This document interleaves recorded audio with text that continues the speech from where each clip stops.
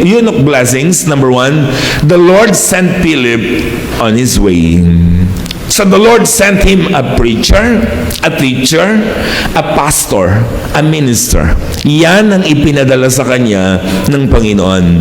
Hindi nagpaulan ng pera ang Diyos para pagpalain ng eunuch, kundi binigyan siya ng preacher, ng teacher, ng minister o pastor para turuan siya aralan, sermonan, paalalahanan, paliwanagan tungkol sa salita ng Diyos. Listen, ang biyaya ng Diyos hindi laging monetary.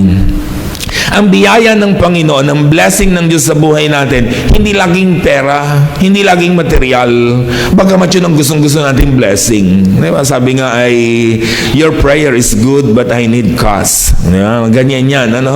Yan ang gustong-gusto nating blessing. Pero ang blessing ng Diyos, hindi laging monetary. So yung blessing ng Panginoon kung minsan ay mga taong nasa paligid natin na kapag tayo namumroblema, handang dumamay, handang tumapik ng ating likuran, handang makinig ng ating mga hinaing, handang manalangin para sa ating mga kahirapan at mga pagdurusa. Diba? Hindi ka nila inabutan, hindi ka naman nila binigyan ng iyong pangangailangan, pero higit pa rin ang kanilang binigay, their presence, their time, their words of encouragement. Diba? Yun yung blessing ng Panginoon. Baka yung katabi mo yung blessing ni Lord sa iyo. Tingnan mo nga, mukha bang blessing yan? Mukha bang pagpapala ng Diyos sa buhay mo? In this context, mga kapatid, si Felipe, ang lingkod ng Diyos, ang mangangaral ng Diyos, ang naging blessing ng eunuch.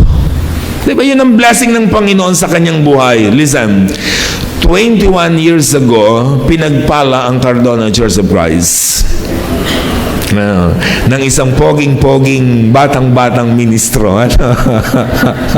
21 years ago. Tingnan naman ating mga picture. Hindi nakapag-send yung iba kasi. Ayan. Ay, nag-i-evolve na. Ayan. Parang napansin ko mga post ko dati. Kakaiba. Nagdududa tuloy ako. Ayan. Meron ba? Ayan. Napaka-pogi yan eh. Blessed na blessed talaga kayo. Ay, nag-i-evolve na. Okay. 21 years ago, pinagpala ang Cardona Church of Christ. Amen ba?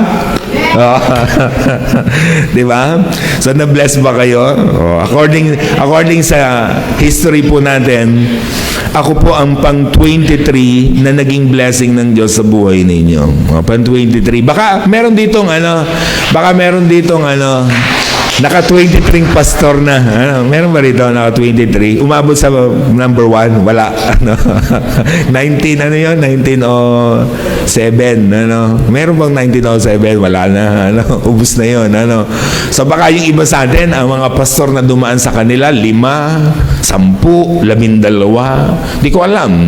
Diba kung ilang mga pastor ang dumaan sa inyong buhay. Pero yung mga yan na dumaan sa inyong buhay ay naging pagpapala ng Diyos sa inyong mga buhay.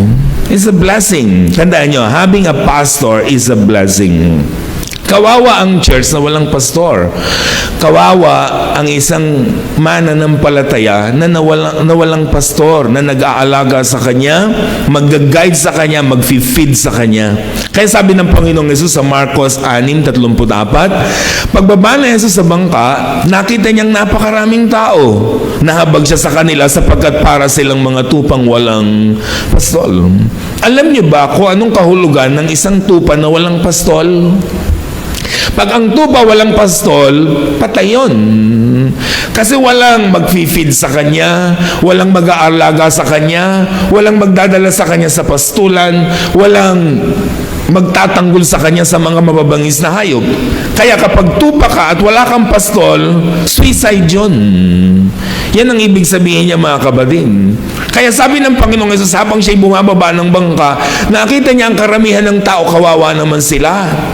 para silang tupang walang pastol. Kaya naman dumating si Jesus sa buhay nila, pinastol niya ang mga taong ito. Kaya yung blessing ni Lord sa buhay natin, hindi laging material.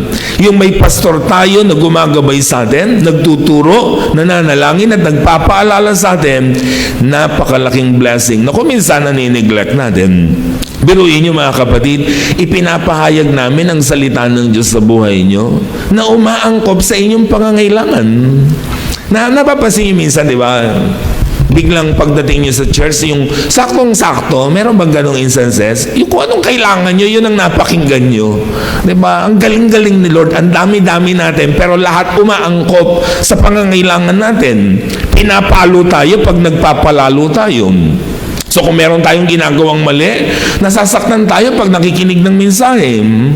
Di ba? Yun ang mahalaga riyan. Pinalalakas tayo pag tayo nanghihina. Pinapasaya tayo pag nalulungkot tayo. Tinuturuan tayo para malaman natin kung paano maligtas. Di ba? Kaya yung mga taong naging daan para tayo makakilala kay Jesus, pinasasalamatan yan. Di ba? At patuloy natin silang kinikilala sa buhay natin. Kaya napakahalaga ng mga pastor na nagpapahayag ng salita ng Panginoon. Kaya ugaliin ninyo pag nagsesermon ako, makikinig kayo, ha? Hindi yung parang lagi kayong puyat. Ano? Yung puyat ba yung kagabi?